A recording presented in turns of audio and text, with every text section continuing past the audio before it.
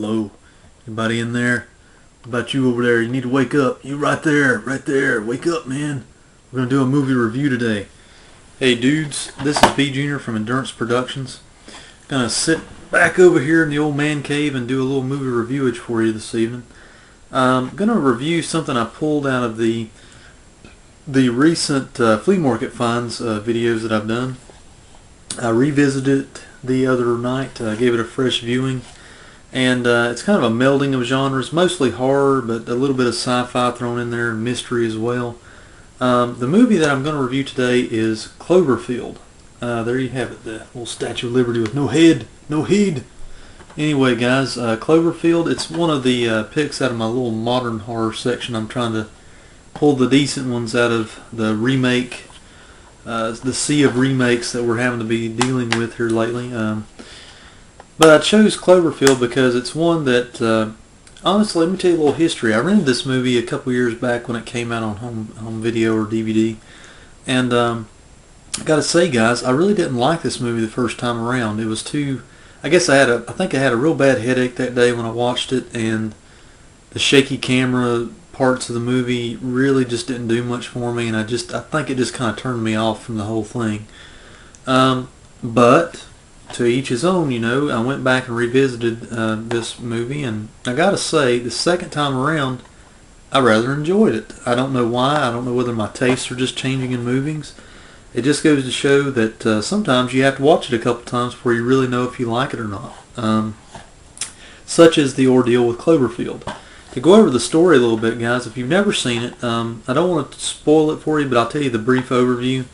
Cloverfield takes place, of course, in obviously in New York, USA, where it starts off at the it's one of the kind of first-person movies. I'll go ahead and say that, with the home video type style to it, which I guess I didn't like the first time around, but this time I didn't mind it so much because I've been going back and revisiting movies like that, and I watched Paranormal Activity lately, and Blair Witch Project, I've revisited it as well.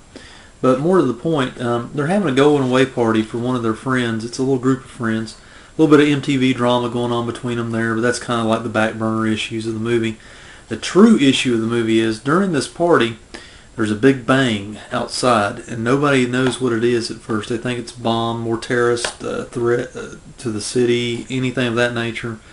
What has happened, there is a creature, monster, an it, basically, that has either landed, emerged, busted up through the ground. They don't know. And that's one of the things I need to stop and talk about. One of the things that I liked the second time around about this movie was that they never showed the monster that much. I mean, they keep it in the shadows a lot, and I think that adds to its atmosphere in the movie. That really helped it in the long run. Also, they don't tell you too much. They don't explain it. They don't just put it out there and explain every little artifact or every little particle of the movie. It's much in the line of the old zombie movies by Romero, where they don't actually tell you what's going on, what this epidemic is coming from. They just give you a lot of speculation and let your mind run wild with it. Such is the case with Cloverfield. They do the same thing. You don't know really exactly how it got there. You just know that you need to run away from it because it's tearing up the city, it's killing people, and it also, it's just a creature of immense size. It doesn't really ever show you. It does and it doesn't. One of the cons of the movie, in the end, it does show you most or all of the monster in kind of an upward shot. A young victim is, I guess, unlucky enough to have in the movie. I will say it that way. You do get to see most of the monster, and I wish they wouldn't even have showed that much of it. I think they should have just kind of done it a little more shaky or something like that, because I think they showed a little too much of it there at the end of the movie. But there are these creepy little creatures. I don't know if it's its offspring or what, that jump off its back and create havoc for people when they try to hide underground and in housings or dwellings. The little creatures, I guess they're the offspring. I'll just call them the offspring. They run around chasing people, and just hijinks ensue. It's a good thrill ride. I mean, especially the second time around, I really enjoyed it. I can't say enough about. I'm glad for my purchase. I got it for $2. I don't feel like I wasted my money, and I got a pretty decent little show. It's got some good good picture quality, good sound quality. widescreen presentation. I'll just kind of jump into the DVD features here and we'll cap it off. Actually, let me say a few more words about the story. Just to cap off on the story here, guys. It's just mainly about the survivors of that party and everybody else, for that matter, in New York, trying to get away from this thing, trying to leave the island of Manhattan.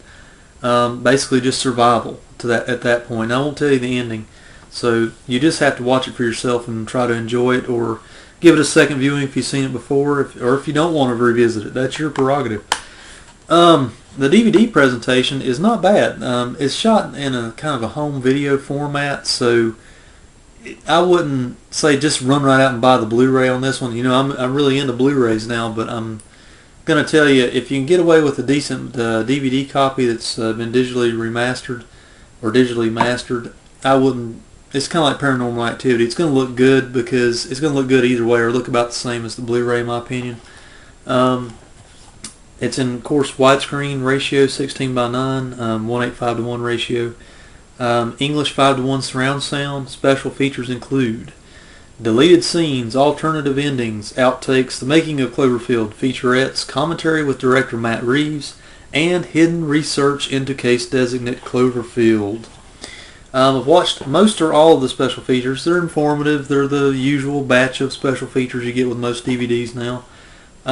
It's a J.J. Abrams production, who you know from Mission Impossible 3, the Lost series on TV, many other projects he's got his thumb in right now. So I don't know. It's a pretty decent show. It's a well-produced show. It's not an over-the-top gore fest, and it's not an over-the-top budget movie either.